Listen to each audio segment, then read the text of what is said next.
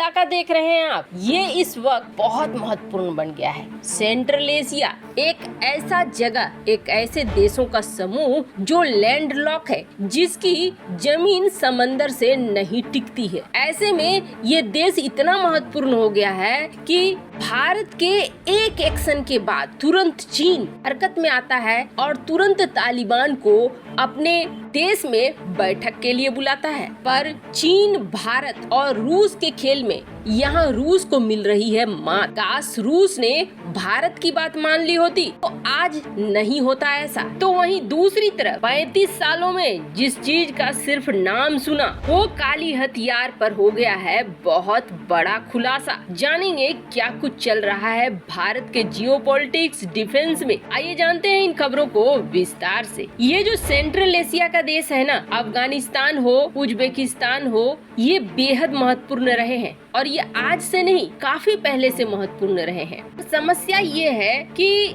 यहाँ पर जितनी सल्तनत, जितने शासन घुसे इनको कब्जा करने के लिए, वो कब्जा कर नहीं पाए। बात अफगानिस्तान की करें तो अफगानिस्तान में पहले रूस ने कब्जा करने की कोशिश की, वो बाहर चला गया। फिर अमेरिका ने कोशिश की, वो भी बाहर चला गया। और अभी हालात ऐसे हैं कि अफगानिस्तान में उथल पुथल मची हुई है और चीन एंट्री लेने की कोशिश कर रहा है। आपको क्या लगता है, ये जो बड़े बड़े देश हैं, ये क्या बिना मतलब के किसी के फटे में टांग अड़ाते हैं? ये बिना मतलब के कहीं नहीं जाते हैं। इनका कुछ न कुछ मतलब जरूर है। और जब ये तीन तिकड़ी किसी चीज के लिए बहुत ज्यादा एक्टिव हो जाए तो ये समझ लीजिए कि वहाँ कुछ बड़ा माल रखा हुआ है। अमेरिका का तो इतिहास रहा है, जिस जगह पे अमेरिका ने किसी युद्ध को सपोर्ट किया है या युद्ध पे उतरा है, वहाँ जरूर कुछ न कुछ रहा है। तो बात दरअसल ये है कि सेंट्रल एशिया के ये देश जिनके पास अकूत खजाना है, वो खजाना जो सही तरीके से अगर दोहन होता है तो ये किसी को भी सुपर पावर से ऊपर का पावर बना देगी। यहाँ पे है यूरेनियम, यहाँ पे है लिथियम, यहाँ पे हर वो चीज है जो किसी को ताकत दे सकती है, किसी देश को एक सुपर पावर बनने में मदद दे सकती है। यही वजह है कि ये तीनों देश इस जगह पे एंट्री करने के लिए शुरू से कोशिश करते रहे हैं। हालांकि कहते हैं ना, आपस की लड़ाई में इन तीनों में से किसी भी देश को सफलता नहीं मिली, क्योंकि अमेरिका ने मदद दे दिया, पाकिस्तान को कबीला ग्रुप खड़ा कर दिया, तालिबान को खड़ा कर दिया रूस के खिलाफ, उसी तालिबान को सपोर्ट दे दिया पाकिस्तान ने अमेरिका के खिलाफ। और अब तालिबान कुछ ऐसा बन गया है कि ये किसी के हाथ आने वाला नहीं है। इस बीच भारत ने एक ऐसा फैसला ले लिया जिस फैसले को चीन समझ नहीं पाया, और जब तक चीन समझा तब आनन फानन में चीन ने तालिबान संग बैठक बुला ली, वो भी अपने देश में। अभी हाल फिलहाल में होने वाला है ये बैठक। ऐसे ये बैठक रूस के लिए सबसे बड़ा धोखा है। रूस भले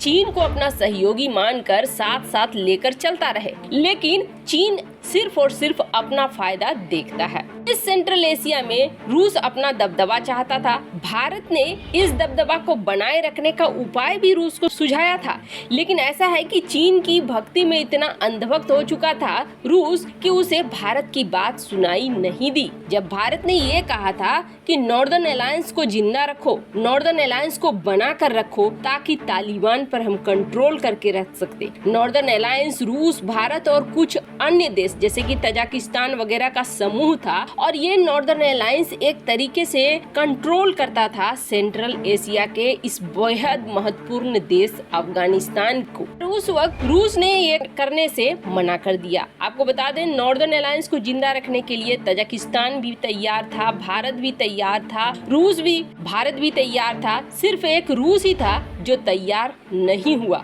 जिसकी वजह से नॉर्दर्न अलायंस फेल हो गया। काश रूस ने भारत की बात मान ली होती, पर रूस ने उस वक्त भारत की बात नहीं मानी। पर भारत ने क्या किया? भारत ने ये किया कि सेंट्रल एशिया के साथ अपने मीटिंग करने शुरू कर दिए, अपने अलग से गठजोड़ बनाने शुरू कर दिए, और सेंट्रल एशिया के देशों ने भी भारत को ही भाव दिया। देखिए उसी वक्त ओआईसी का एक कार्यक्रम होता है पाकिस्तान में, और उसी वक्त दिल्ली में ये जो सेंट्रल एशिया के 6 देश हैं उनकी बैठक आयोजित की जाती है। सेंट्रल एशिया के जो प्रमुख देश हैं उनके प्रमुखों ने ये फैसला लिया कि वो पाकिस्तान नहीं जाएंगे, पाकिस्तान अपने किसी नुमाइंदे को भेज देंगे क्योंकि ओआईसी की बैठक बेकार की होने वाली है, और हम भेज देंगे भारत। और ये भारत पहुंचे। भारत पहुंचने के बाद भारत ने सबसे पहले ये कोशिश की कि ये जो लैंड लॉक देश है, इस लैंड लॉक देश का फायदा अब तक उठाता आया है चीन इसलिए उठाता आया है क्योंकि चीन की सीमा लगती है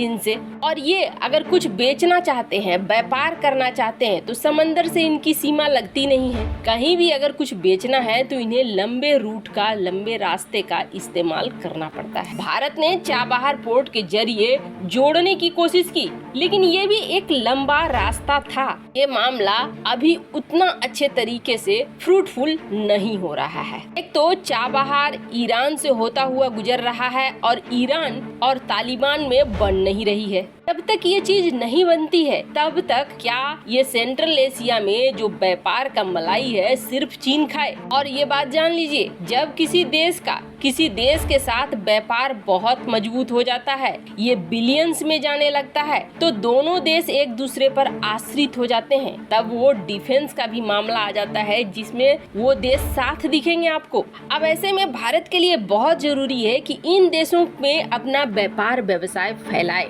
लेकिन बीच में कौन है? बीच में है पाकिस्तान। डायरेक्ट एक्सेस तो है नहीं इन देशों की, पर भारत ने एक ऐसा फैसला लिया जो ऐतिहासिक फैसला है, और भारत के इस फैसले को इस वक्त बेहद अलग तरीके से देखा जा रहा है। ये माना जा रहा है कि भारत ने वो कर दिया है जो अब तक भारत नहीं कर पाया था, जो अब तक भारत ने नहीं किया था। भारत ने पाकिस्तान से होते हुए उज्बेकिस्तान को अपना माल भेजा।